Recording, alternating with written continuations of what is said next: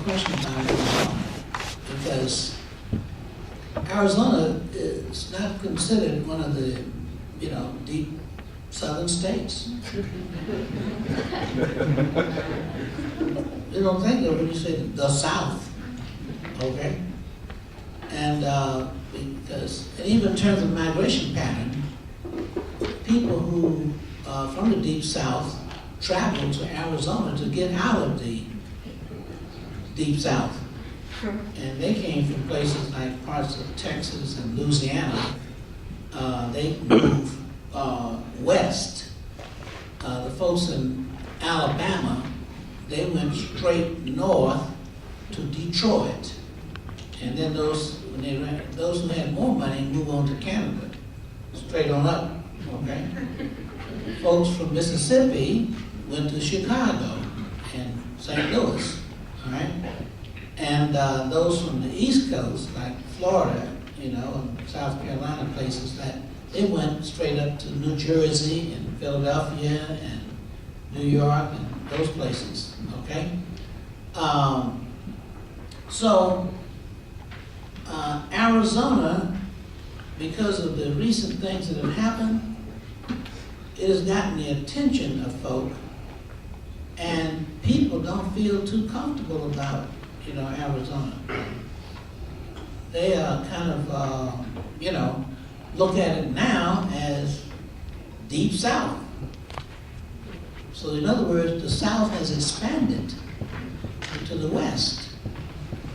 And so that's one of the reasons why I'm saying that Arizona now has the potential to really have a movement, because people now look at themselves differently now, and they look at Arizona differently. But from the outside, it is the new South because of what has happened. I mean, politically as well as physical kind of tragedy and things that have happened. So that's my short answer to what's happening. The question is now people are looking to see what is Arizona going to do, because of the onslaught of ethnic studies. I mean, they don't want you to learn anything about yourself. I mean, whoever thought that there would be an effort to, okay? And if this happens, I would suggest that if you allow that to happen, I know some prime real estate in Mississippi. Y'all would get some, baby.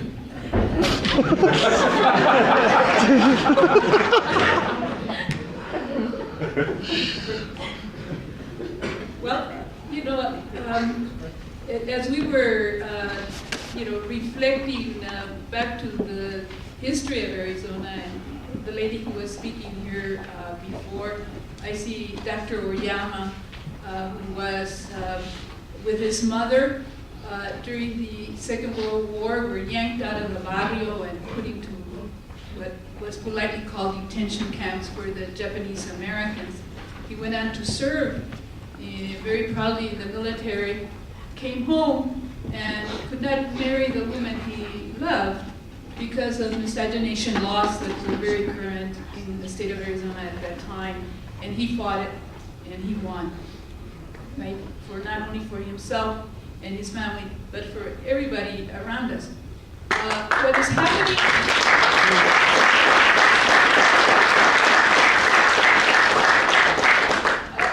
What is happening here in Arizona is, I believe, a manifestation of what has been here before.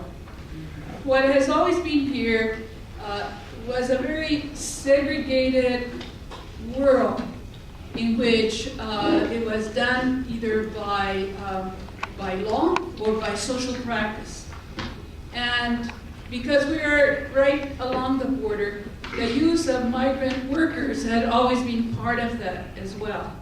So the story is a very complex. We live in a state where there are over 22 Native American nations, peoples, all of whom live in their own history, their own culture, their own time, and their languages. That is frightening to those who are now in control of power in the state, or that there is a growing, changing demographics, where you see the public schools, for example. In one of the public school systems here, Sunnyside, almost over 95% of the incoming students in that school district are minority. And the same thing for almost every single school district.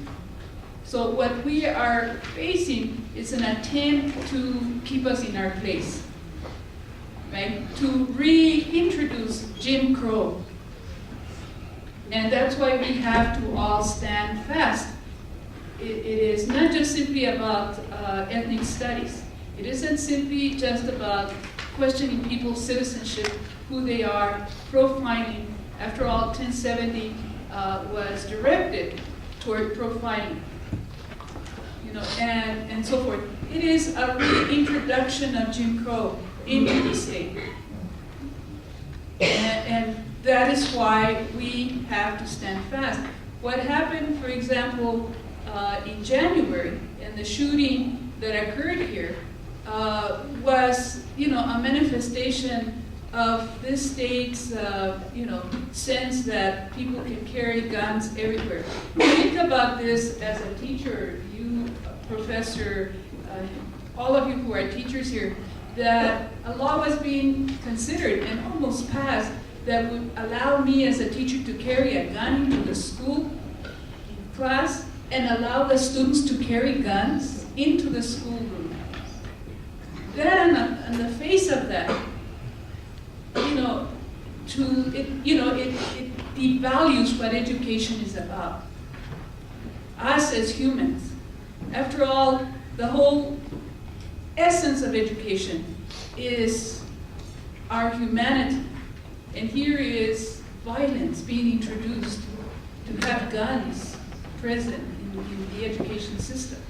So that kind of vulgar violence that is being introduced in the state through the laws, that is what we have to, be fighting constantly, consistently, and prevent. There was a debate in my college among some of the teachers about, the 1070. I said, how can you be debating this?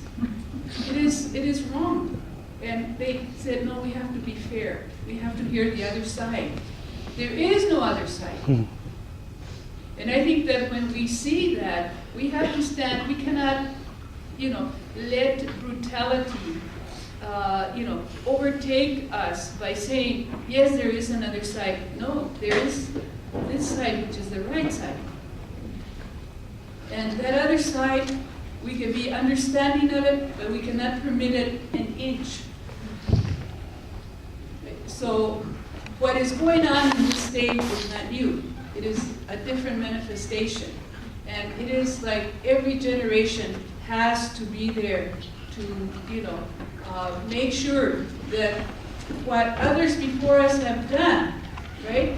All the struggles that have been there from the beginning of time, that we do not let down our ancestors and the work and the struggle that they have passed on to us.